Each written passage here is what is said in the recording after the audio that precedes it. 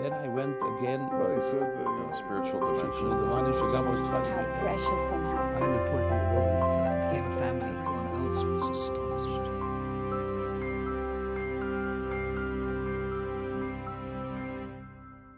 An excerpt from the Jewish educational media film, Faithful and Fortified.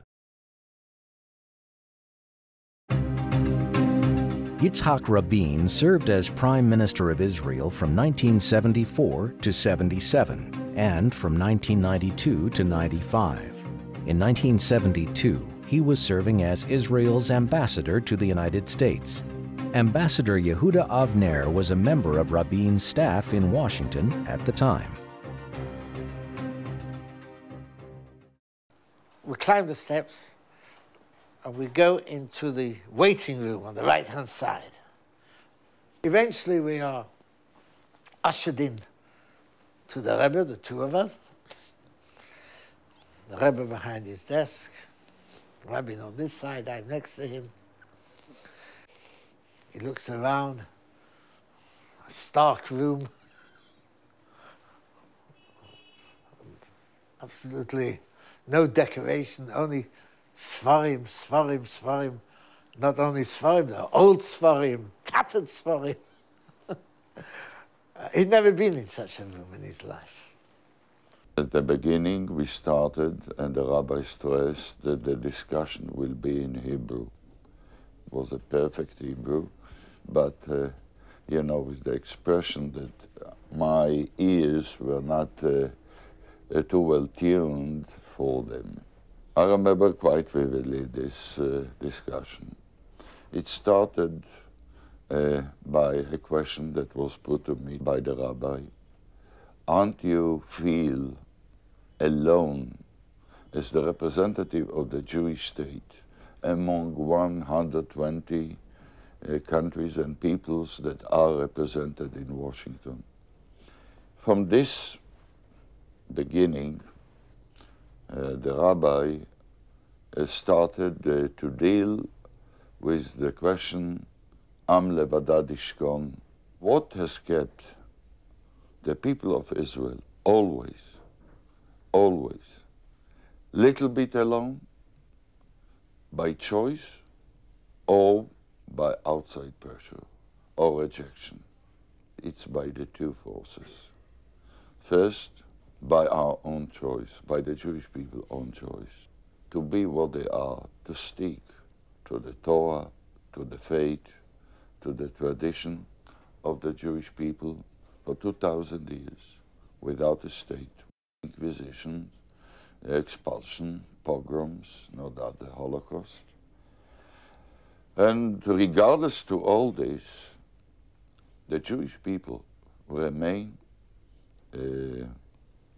faithful to the Jewish religion, to the Jewish tradition, and succeeded to survive what no people anywhere in the world proved to be successful, and have never lost their dream, their hope to return to Zion, to Jerusalem, to the land of Israel. He added also that pressures from the outside helped us not to be assimilated, the combination of the positive and the negative. When the Rebbe said that this is the natural state of the Jewish people, that it will always walk alone in the world, that it will always be a part of history, but it will always pursue its own narrative in history. I know that I was sitting at the edge of my chair, fascinated, and Rabin I saw was also tremendously interested in what he was hearing for the first time of a conceptualization of Israel's place within the family of nations. And that he, Rabin, who had been brought up as a in a socialist Jewish family, Zionist socialist Jewish family, on the notion of principle of normalization. The whole concept of secular Zionism was to normalize the situation of the Jewish people by having a state of its own. And anti-Semitism will wither away. And here is the Rebbe saying to Rabin that the natural state of the Jewish people in history is to be abnormal, which flew in the face of all the Zionist teachings, the socialist Zionist secular teaching that Rabin had been reared on. And the Rebbe, in order to prove his thesis, quoted the one Gentile prophet that appears in the whole of Tanakh. Hein am levadad yishkon u'v'goyim lo yitchashav. This is a people that shall dwell alone and shall not be counted among the nations. Said the Rebbe, one does not have to be a mystic. Lo tzarechim liot mystikan, in order to acknowledge that this is the historic reality of the Jewish people throughout the whole of its chronicles. We have always dwelt alone.